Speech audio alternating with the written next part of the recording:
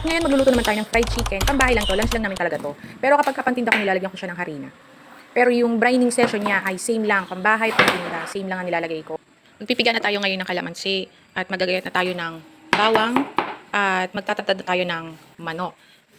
Brining session naman tayo ngayon para yung fried chicken nyo ay juicy at hindi madugo yung loob.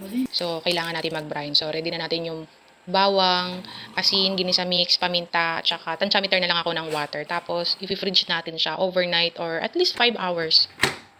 At ngayon ay frying session naman tayo. So, kailangan 350 to 375 yung init ng mantika natin bago tayo magprito.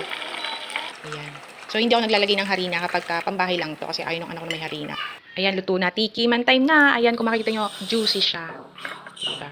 Napasupa nga ako. Ayan, sarap. Ipapakita ko naman sa inyo kung paano ako magluto ng fried chicken. Pag ito ay pantinda ko na, ayan, nilalagyan ko na siya ng harina.